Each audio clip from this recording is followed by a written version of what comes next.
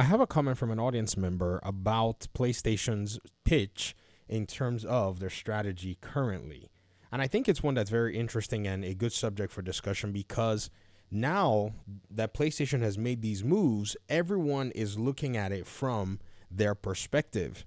However, the thing about the perspective that I think will probably guide us better is if we take a more data centric approach and we look at basically the actions that PlayStation has implemented and potential future plans that they have in place. So, based on my video where I said that the money hatting of third party deals backfired on PlayStation spectacularly.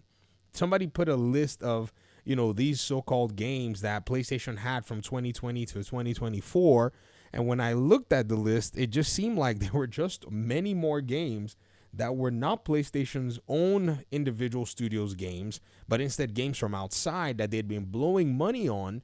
And then all of a sudden, when it came down to when developers started to say, well, we're going to take a different approach, PlayStation's looking a little scanty and also trying to make live service games and seeing that that's expensive, probably not wanting to transform their studios, they seem to be pivoting.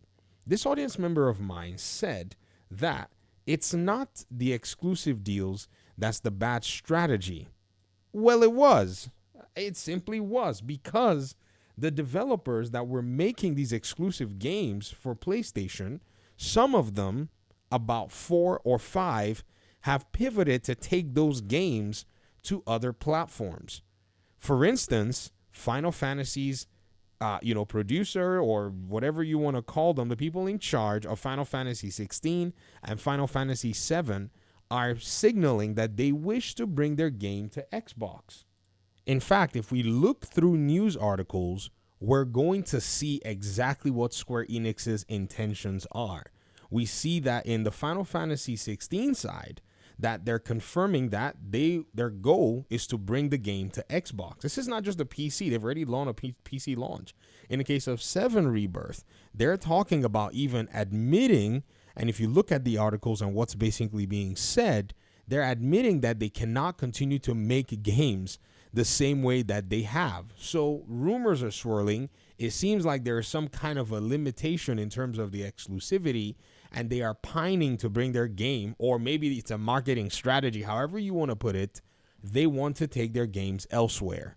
This now signals that from now henceforth, they're not going to be likely to go ahead and actually do exclusivity deals, or if they will, the cost is going to be significant, not because they're holding PlayStation hostage, but because development costs have just gone up.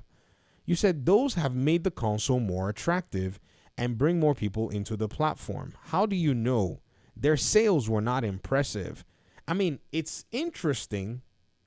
Let me basically say this, that you're saying that they're bringing people into the platform when in reality, the percentage of these games sold in relation to the number of PlayStation consoles out there is quite abysmal compared to games that PlayStation players are continuing to play. Not saying that nobody bought the PlayStation for the game, but those numbers, I think you're exaggerating them more than, they probably are.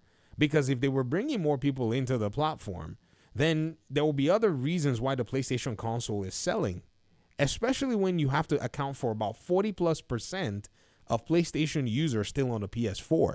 Could it be that they're now moving to the PS5? We cannot account for just some exclusives in the PS5 generation like the Final Fantasy games as bringing in more people. In fact, that list of games that I even showed you, that list is filled with a lot of indie games. Boy, I've seen a lot of PlayStation players talk down indie games like crazy, man. They will call it jank. They'll call it all kinds of names. The way they were treating Stalker and the way they treat a lot of games like Sea of Thieves and games that are not over-the-shoulder camera, walking around and beating back. Many PlayStation players do not play, so they don't see those games in any high regard. So we kind of know the archetype of the PlayStation single-player gamer. We kind of know because they've been very vocal. I mean, I'm not saying all of them are, but the archetype is very vocal on the internet about the way they like games and how Xbox is trash and can't make those kinds of games. You said it's the big spending in all those 10 to 12 live service games which have inflated their costs. No, we don't even know what the spending for the live service games are. Now, yes, we know they allocated 60% of their development budget to live service and 40% to single player. But the percentage was 88-12 before. It was basically the same pool of money. They just took basically that same 100% of money, they split it. Instead of saying 88% for single players, traditional games, they said 60% for live service, 40% for single player. Of which the game that we know the number for its development cost, or the games we do, are games like The Last of Us at over $200 million in terms of development cost, and Marvel Spider-Man 2 at $314 million in development cost. So I don't know what all, we're going to be seeing. Now, we've heard about Concord at about 200 or 400 million, but that was also including with the acquisition of that studio that came with the game while in development. And that's just one game. So it's a plethora of all of the above that's costing PlayStation in terms of development cost. Because the cost to develop a live service game and the cost to develop a single player game, for especially if you're a PlayStation studio, anybody that wants to go work for you is going to be expecting a significant sum, because they're probably going to be some of the best of the best. And so you're going to have to pony up that fee to be able to retain them for the work. He says these games have been in development for so long. Which ones? We don't even know how long these games have been in development. In fact, in the case of NC Soft, I think it was probably a partnership. But again, we don't know the intricacies of that. It's a good thing that they decided to leave that and focus on the console-timed exclusives. Where are they going to get the developers who are willing to give them big console-timed exclusives when the developers that were giving them big console-timed exclusives say they want to go ahead and publish the games on Xbox from now henceforth because they're not making much money on their games? The return is not worth it for them. Pearl Abyss, Koei Tecmo, Square Enix, and the little guy, Ilphonic. And then you can put Kojima in there somewhere. It's like 5. Who else do they do big business with that's going to give them a big game? I don't know of any big company that's going to give them a big game, for a timed exclusive. Not in this market. Capcom's not giving them anything. Not in this market that I know of anyways. Because Capcom basically sells like 50% of their games. There's their sales. I mean, I don't know if you saw the report. 50% of Capcom game sales are on PC. The numbers are here on this article here, and I'm going to go ahead and show you. It says 40% of units sold. Basically, this Gamer article, Capcom is reportedly finding incredible success on PC. Capcom sold over half of all of its software on PC during the first half of the fiscal year. This was published October 29, 2024. 40% of the units were sold for the Nintendo Switch, PlayStation, and Xbox consoles combined, while PC accounted for 54% of sales. The upcoming release of Monster Hunter Wilds may continue to drive PC sales. So again, PlayStation is not necessarily holding a huge market share for Capcom games that they will be comfortable in basically taking that, risk and giving them their game as a timed exclusive. It doesn't seem likely, seeing that they can already net 50% on one side and then basically start netting the others on the other side. It's free game. Unless, of course, PlayStation is willing to pony up pretty much almost a huge chunk of development costs for them to consider it, which now again puts PlayStation back in the position where it has to answer the question, why are you bothering giving Capcom money or giving anybody money to put their game as a timed exclusive when they're still going to take it and go sell it on Xbox anyways, rather than make your own exclusives to make your own library much bigger and bolster it? That's exactly the problem. That's the third-party exclusivity problem that PlayStation right now is facing. It's built this pillar of having all these games available to it. So now, if you notice, the strategy has basically morphed.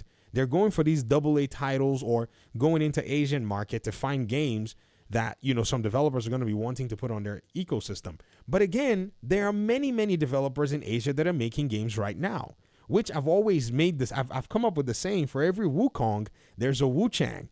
People are saying Phantom Blade Zero and all of this stuff. Hey, you're going to get Wu Chang on Xbox. You're not going to remember, if you play solely on Xbox, you're not going to remember Phantom Blade Zero. Don't worry. That's how it was with Wukong. There was all this hype, and I kept telling y'all are not going to remember Wukong. Not because, Wukong is a bad game or whatever. I'm not saying anything about the game. I'm just saying that there's just so many games that you're going to be playing or you're going to have access to. You won't even know that the exclusives are there. And this is where Xbox has now become a juggernaut because it just has content to drop for you. Unless you're a prolific gamer, like I'm talking, you blow through games, are you going to be able to peel through what Xbox is dropping and then finally make your way to go start saying, oh, I want to play, Phantom Blade Zero? Even the Phantom Blade developers, they understand, there's a hype going on right now. Developers are looking for, markets to put money in and all that. But even they understand that all these investors are going to want something. So they don't want, at some point they're going to wake up and get some sense and be like, man, maybe we should basically chill from these investors so we don't have to answer to anybody. Stellar Blade are saying that they're hoping that the PC version of their game will yield more sales than the PlayStation version. That's literally what those developers said. Again, what is the point of the exclusivity if the development teams are stressing? Even the big development teams under PlayStation need to sell huge amounts of copies. And so everybody is now looking and saying PlayStation is taking its game to PC. Why are we sitting here locking our games down with them? They're basically saying do as we say, not as we do. To the point where they're even shortening and closing the window of their releases on PC. It's a very interesting time for PlayStation, and they're making money on PC. Like, they're raking in cash on PC with their games ranking in some of the, Steam best categories. Steam is actually where you can see how PlayStation games are performing on PC.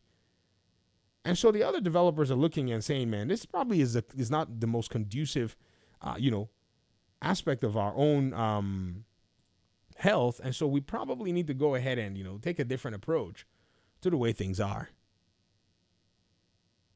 Anyways, I just thought I'd look at this comment and, basically analyze it because it's really weird. Thanks so much for watching the video. I appreciate it. I appreciate you guys' time and audience, and hopefully we'll talk pretty soon in another one. Peace out.